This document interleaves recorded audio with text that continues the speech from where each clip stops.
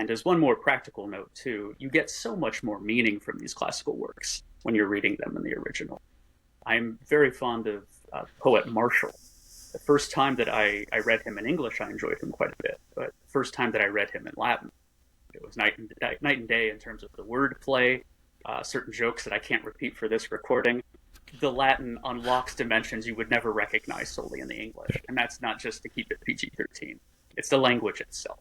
And to put it simply, these languages are unlocked anew in the original. Cannot be translated perfectly.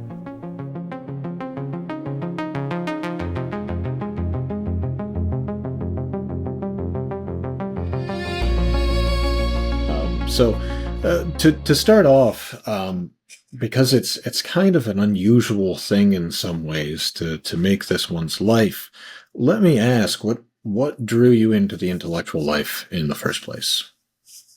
Yeah, and first I should say it's a pleasure to work with you. One of the few good things that's happened via Twitter, perhaps, our meeting. But as to your question, I came to the intellectual life somewhat by accident. When I was in grade school, I performed well, but that's less about my excellence, more about the slim offerings of the grade school, let us say. But I would say that I came to the intellectual life first in a preparatory sense in high school, but it really came to be in undergrad. And my high school experience was in a college prep school. It was all male. It was a former Catholic seminary turned high school. And it was a sharp contrast from grade school. And it taught me two things in a foundational sense. One was a love of intellectual rigor and finding out the effects of moral discipline, by which I mean I had to work harder. It may surprise some at the Lyceum or otherwise that I struggled immensely in Latin in high school. I was not prepared for the challenge of learning all of those declensions. And similarly, those who know me know that I like to make a lot of jokes whenever I can. And I learned in terms of moral formation, you can't always be doing that in a situation demanding rigor. So in the intellectual and moral sense of formation, I got those groundings in high school. But I also, as a second point, saw the value of a core curriculum. I wasn't able to choose many of my courses. And by the end of my time in high school, I was actually fascinated with what I would learn next. Even if it was challenging, even if these were topics that didn't fully fascinate me, such as science, I was still interested to see what would come next. And I began to see why there was a core curriculum, why there's structure to the intellectual life. But as I said, all of this came together primarily in undergrad, and again, kind of by accident. And that for my undergrad, I went to a seminary because I was discerning a call to the Catholic priesthood. And in turn, my academic course was set for me. All undergrad seminarians have a certain set of courses to take. And what was thrust upon me was philosophy. I'd heard vaguely what philosophy was growing up. I heard the name of Socrates here and there. I was more of a literature and art guy. But once I found philosophy, I was hooked. I fell in love with philosophy. I wanted to pursue that wisdom. And additionally, I did a double major in undergrad. I undertook philosophy, but I also studied the classics. And lest I ramble fully, I think I could summarize both sides with a classic maxim from each. Philosophy helped me learn to know myself. I'm still working on that one, but I fell in love with that process. But in terms of the classics, I think of the Latin comedian Terence, who said, I am human, nothing human is foreign to me. And I think the two disciplines of philosophy and classics dovetailed quite nicely, and that I learned to think about the nature of the human by means of philosophy. And we can talk about this a bit more. The classics helped me to understand more of the art of being human, less about the theory, more about living as a good human. So that was a long trajectory, but eventually I came to love the intellectual life, and I still do. Well, and that sort of poses an interesting question, I suppose, to build off of that, which is we hear this term so much today of classical education, and I think sometimes it gets thrown around just a little bit too loosely, to put it mildly. So, you're talking about classics, and maybe you could actually just expound on that for a little bit as to what do we really mean by classics, and what does that mean in terms of a classic education? Absolutely. I think, you're right to focus on maybe not redefining this term, but being very intentional with its use. And in so doing, I like to distinguish liberal education and classical education. Ideally, both work in hand, but they're not always the same thing. And unfortunately, when you're aiming for one or both, you don't always get the best quality of one or both. And for the sake of this conversation, I'll go for some quick and easy definitions. To my mind, a liberal education is one that teaches you how to think well. I think that can be typified in particular by means of the trivia. You study those arts so that you're thinking appropriately, thinking properly. And once you can think well, you can study virtually anything. Now, a classical education, to my mind, focuses more on the content.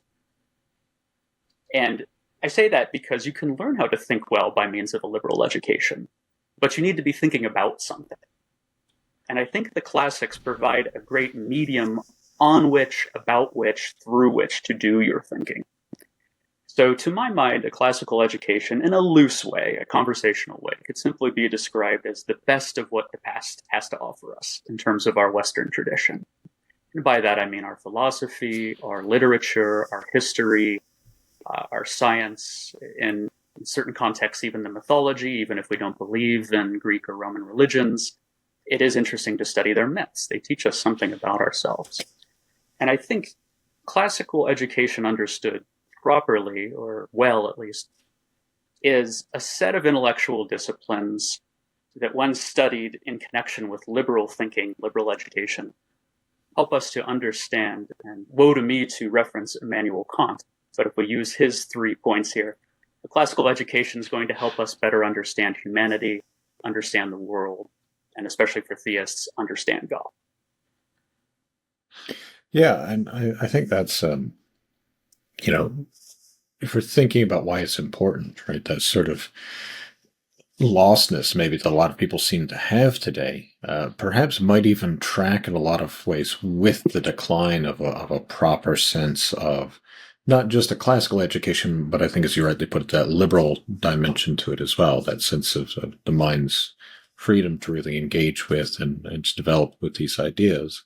But I think a very closely related point, and this is especially where you see a lot of the tension over classical education coming today, is that you find a lot of universities, though they still have classics departments or offer courses in the classics, have moved away from the original languages, most especially of Latin and Greek, which are the two subjects that you most primarily, not exclusively, but primarily teach for us at the Lyceum. So maybe you could just speak a little bit as to why it's important to really know these languages for making these kinds of studies. Sure, I'll endeavor to demonstrate Herculean restraint and not rant about the depth of the study of these languages. But I think with reference to a classical education, first there's a historical precedent. Quite simply, even the ancient Romans were studying Greek. There is a precedent. Now, for some people, that's enough. You simply want to mirror their educational style. But I think it takes a bit more of a defense today as to why we ought to study these languages. But I think one of the keys that needs to be resuscitated in the understanding of language is that language study helps us become more human. I think many of us think of our language use and the study thereof solely in a pragmatic, instrumental manner.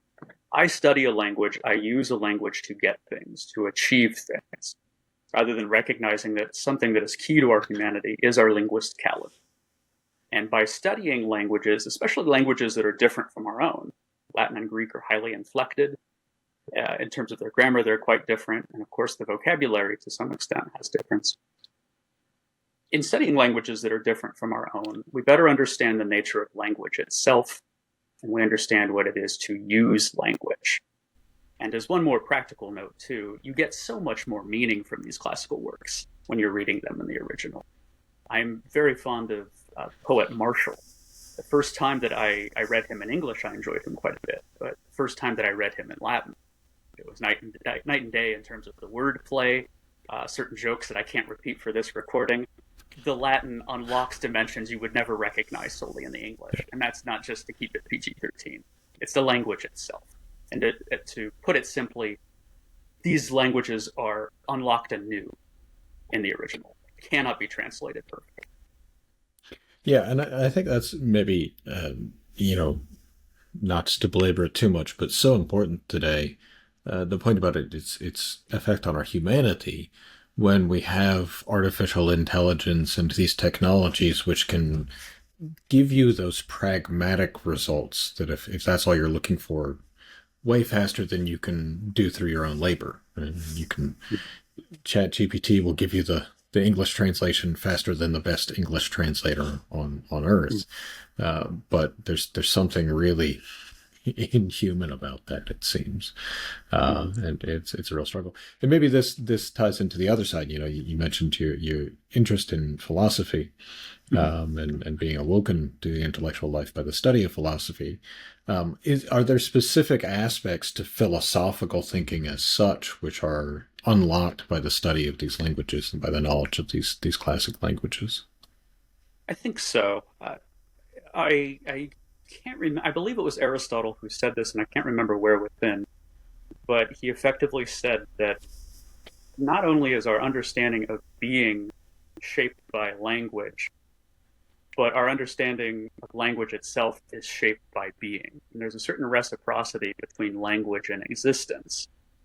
And I would say, with relation to that, if you're philosophizing, if you pay close attention to language, that's also going to help you understand to some extent, or in a richer sense, the structure of reality. I'm not saying if you master a list of prepositions, you're going to know all the Platonic forms or ousia in its fullness. But what I really mean is the way that language exists in its own manner, the way that we perform language or use language, that reveals something about the structure of reality. So, in one sense, in the very act of philosophizing, in doing philosophy, a richer understanding of language is going to aid you. And I don't simply mean in that sense of analytic philosophy, studying how things are reduced. A true sense of human use of language. Who are we as linguistic animals? And also, again, to appeal to that sense of understanding a philosopher in his or her original language. It's just so much easier. You can keep track of terms, how they're used. You don't have to rely upon another philosopher. As I like to joke with people, Descartes says, think for yourself. But are you thinking for yourself with his French or somebody's translation of his French? You have to take something on there. But I think both in practice and on the theoretical level, a knowledge of language, at least two languages, can aid your philosophy immensely. Yeah, I see Martin Heidegger over your shoulder there, right? Oh, Not in that book, but language is the house of being, right? this is true. Yeah, and poetically there man dwells, or something like that. Um, but yeah, I mean, I think it's so crucial, right? I mean, obviously we make language a big focus at the Lyceum, not only through the study of classical languages, but also through the trivium, through studying grammar and logic and rhetoric. And all of this ties into what is perhaps one of the most central things that we're trying to do here, which is to shift the perspective on education from one of a utilitarian mindset, which seems rather dominant in the world today, to this notion of education as a habit.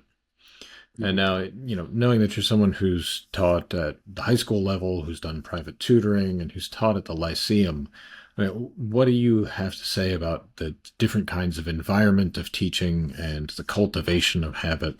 And what are we doing right? What can we be doing better? Any thoughts that you might have with respect to that? Mhm. Well, again, to reference classical thinkers, I believe this was Quintilian. I think he said for somebody to be a good rhetorician, you have to have native talent, you have to have good instruction, and you have to have continued practice. I believe, again, that was Quintilian. But I think that applies to all study, by and large, at least with the humanities, I would say. Native talent, good instructor, and continued practice. And really, in a certain sense, he's hinting at that habitual nature to study. Someone has to help you get your groundings, and then once you get those groundings, keep up the good habit. And I reference that because, to give some slight positive news, I think that's quite easy to achieve most places. I saw it occur in high school. I've seen it occur in private tutoring. I, of course, see it at the Lyceum as well. I think we have people who have aptitude. They have good instructors, not to pat ourselves on the back. And by and large, they keep up with the work. But I think something that we offer, not to perhaps toot our own horn, but something we do is really help establish a community of keeping up that study. I don't want to say a fake community at the university, it's very real, but it's much easier to say, I'm here for 4 years. It's almost like a prison sentence. I have to get my degree, I'm going to work, you have to work, you're here for 2 years after I'm gone, and then we're all out. And hopefully we don't come back in. But at the Lyceum, I think we stress community in a way that makes you want to continue to that point of quintillion, continued study. And although I could say, fine, you could study Latin here, you could study Greek there, you could study these languages anywhere, uh, we teach it and try to live a life of linguistic study in a way that I think carries on long term. And in terms of your point of habits, it's much easier to continue that habit of study, whether it's language, whether it's philosophy. If you see others united in that pursuit because they want to be united in it, people come to the Lyceum because they want to learn. Again, not because they have to get a degree, but it's a community of shared inquiry. Yeah, and that communal aspect, in some sense, I've always thought that, I think anyone who really enjoys college, there's that point that we all reach where we're like, man, I wish this could go on forever, right? Mm-hmm. Like I wish I could just stay here and to live this life for the rest of my existence. And that leads some of us into the foolhardy decision to pursue graduate studies, where we realize that that's not going to happen there. Mm-hmm. um, so yeah, I think this is something that I know I myself always wanted, right, to have that lifelong community. And so I'm glad to see it resonates with other faculty as well, right, that Mm-hmm. we have this in common. But maybe to just move here onto the one last question that I have for you, Mm-hmm. because a part of that communal aspect, I think, is we teach sometimes in terms of the content, but then also much more, I think, as well in terms of how we go about our own lives and how we go about our own intellectual development. So let me just put the question to you. What do you most hope that your students learn from you? I would say that they learn to distinguish the use of will and shall. No, my earnest answer, that is true. If you ever study languages with me, you better learn that well. But no, to a serious answer there, an earnest answer. I think in the broadest sense, I would say what I hope I can model for students is the integration of thinking well and living well. I think you see that with certain instructors, where it's not just academic time on the weekends and then a good or bad moral life elsewhere. But I hope I can help show the interconnection of the intellectual life and the moral life in a way that's convincing. I think all of the faculty at the Lyceum hope for that. But I'll follow that up with relation to studying with me, for any of you who study languages or philosophy, what have you, with me. I think there are 3 points that I hope folks could learn. One is that we learn within a tradition. It's taught, items of study are too often presented in an isolated manner. But I think we learn best when we understand that our knowledge, the knowledge of Western civilization, and whether that's philosophy, theology, what have you, is grounded in a tradition. And I try to teach that heavily, and I hope folks can pick that up. Secondly, I hope that people develop a sense of paying attention to details. Latin and Greek will force you to do that. I know we don't like to do that, but I'm a stickler for it. It's made my life better. It's made it more exhausting at times. But learning details is crucial to living a good life, not only the intellectual, but also the moral. But as that third and last note, I hope people can recognize to take study seriously, but not themselves too seriously. I think especially in language study, we can set these standards for ourselves, compare ourselves to others. And that can bleed into other fields, such as even philosophy. Am I philosophizing well enough? I'm not so concerned with that. I would hope that students would learn, again, to take the study seriously. They're studying serious things, matters of life and death in philosophy. What is our life for? But we can laugh about it a little along the way. And I think that'll actually help us learn better. That's what I hope people can get, not only from studying with me, but others at the Lyceum. Yeah, just to pick up on those second 2 points a little bit. The point about attention to detail, I think, is really important. We live in such a at such a breakneck speed with reference to information and communication that details seem to be cut out of the picture more and more in how people live. And then, secondly, when you're paying attention to details or you miss details, you can laugh at yourself a little bit. Let's say, particularly in a language, right? Little details there make a big difference. Sometimes you're transcribing Latin and you leave out a little word like non. Sometimes changes the whole meaning of the entire argument, right? So, yeah, it's good. It's good to be able to laugh at yourself. It's good to be able to not take it too seriously and have a good time, right? I mean, it shouldn't be this onerous suffering that you're undertaking or something like that. I mean, maybe if you're taking Richard's class, you'll suffer a little bit, but if you're not suffering, you're not doing it right. So, do you have any final thoughts for us here, Richard? No, I'd like to thank you, Dr. Kempel, for keeping the Lyceum going. I think I can speak for others and our gratitude for what you do. I know it's fundraising season too, so for any of those who share that gratitude, please feel free to chip in. It won't help your Latin or Greek grade, but I will show my own personal gratitude. I'll give you one pass on shall and will. But yeah, One thanks for all you pass. do. All right. All right. Thank you, Richard. Take care, and thanks for this conversation.